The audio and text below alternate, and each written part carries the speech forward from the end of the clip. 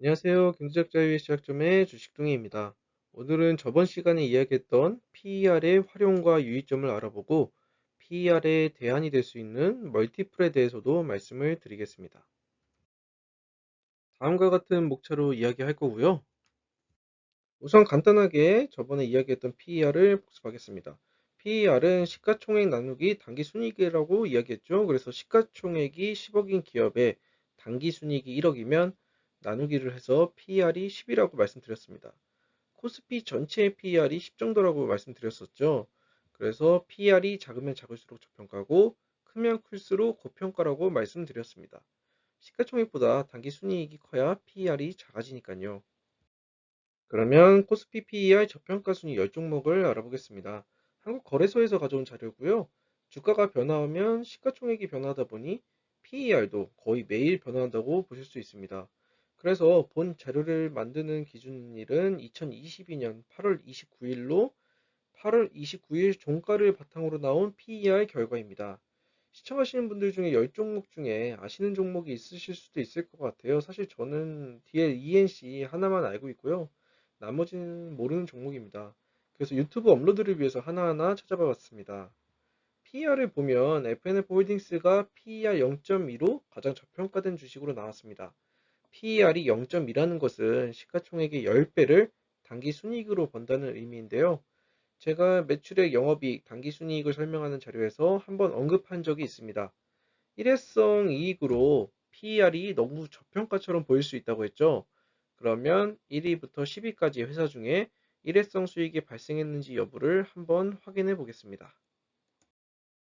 그래서 각 회사들의 일회성 수익의 발생 여부만 찾다 보니 중단 영업손익, 부동산 자산 처분, 금융가치 평가이익, 투자자산 처분 등 일회성 이익이 발생한 종목이 10종목 중에 6종목이나 됩니다. 과반수 이상이죠.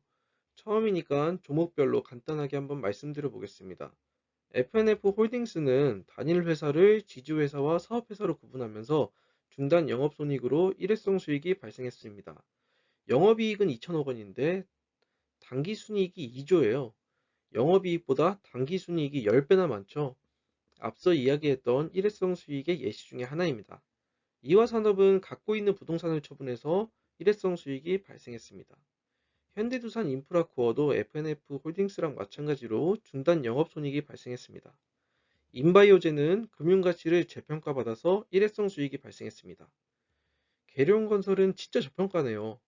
시가총액이 2천억 원인데 영업이익이 2천억 원, 당기순이익이 1,500억 원입니다. 1년에 거의 시가총액만큼 버네요. 우선 저평가는 맞는 것 같습니다.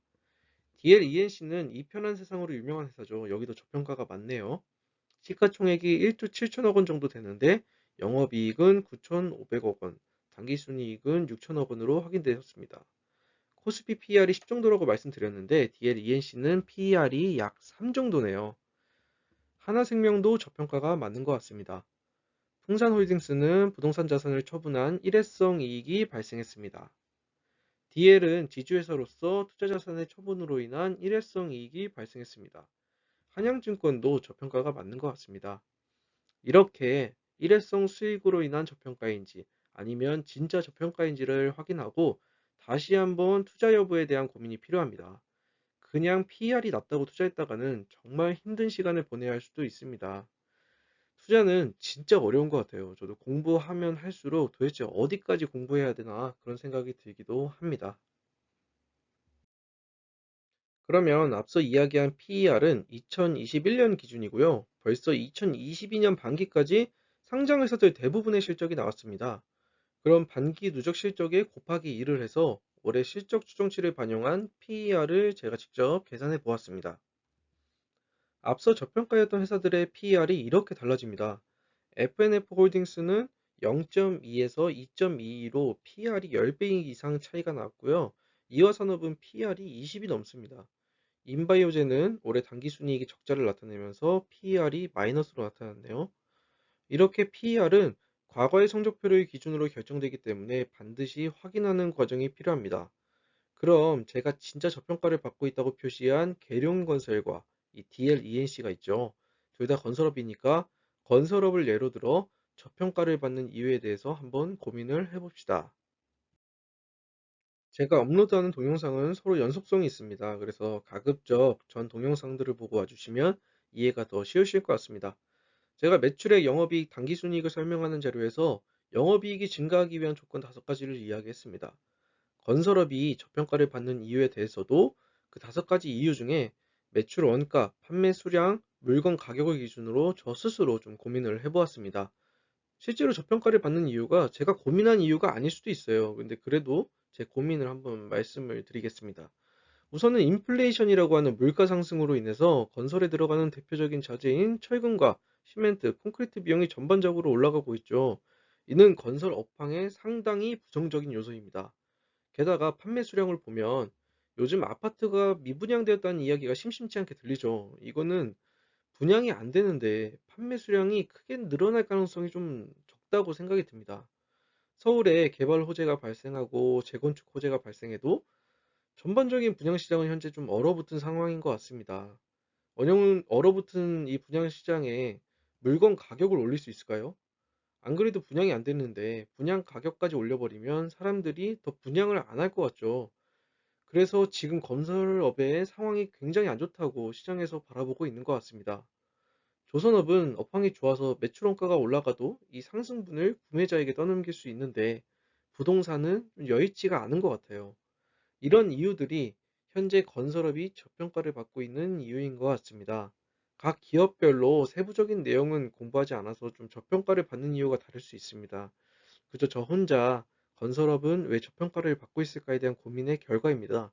따라서 건설 업황이 개선되는 흐름이 나타난다면 이러한 저평가 국면은 해소될 수 있다고 생각을 합니다. 지금 전국적으로 집값이 많이 올랐으니까 추후 매출 원가가 떨어지면 분양가가 더 매력적인 구간이 발생할 수 있겠죠. 근데 지금 시장에서 건설업을 매우 부정적으로 보는 것이 사실인 것 같습니다. 그러면 지금부터 코스닥 PER의 저평가 종목 10가지를 알아보겠습니다. 이 코스피 PER 저평가 10종목과 마찬가지로 코스닥 PER 저평가 종목 중에 제가 알고 있는 종목은 거의 없네요. 역시 저는 아직 주린이가 맞는 것 같습니다. 코스닥 PER 저평가 기업도 반드시 종목별 일회성 수익과 저평가의 원인에 대한 검토가 필요합니다. 우선 PER이 다음과 같이 나타나고요. 1위는 우리기술투자가 0.71로 가장 낮은 PER을 나타내고 있습니다. 네, 코스닥도 일회성 수익 발생 여부를 확인해 보니까 다음과 같이 10종목 중에 6종목이 일회성 수익이 발생했습니다.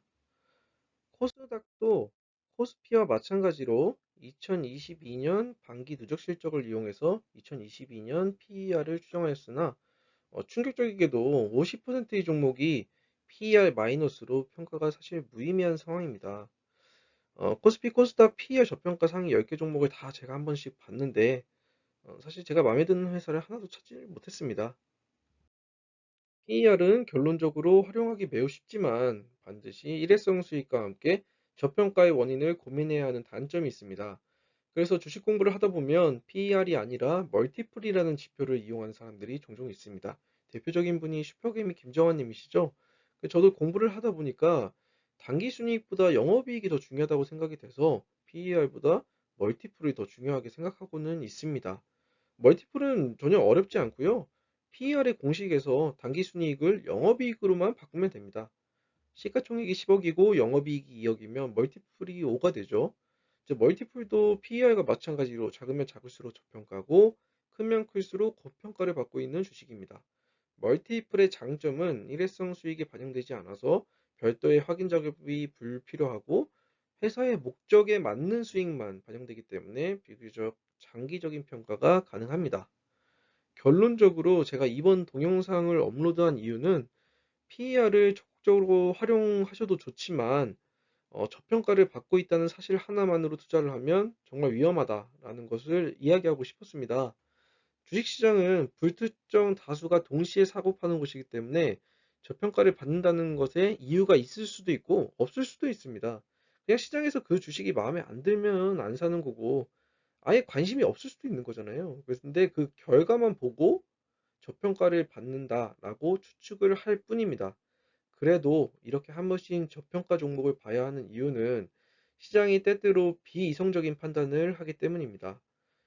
여러분이 귀찮더라도 1년에 한두 번 정도는 주기적으로 PER과 멀티플 저평가 기업을 보면서 종목을 공부하시고 알아보시는 시간을 가지셨으면 좋겠습니다. 오늘 동영상은 여기까지입니다. 모두 성투하시고 부자 되세요.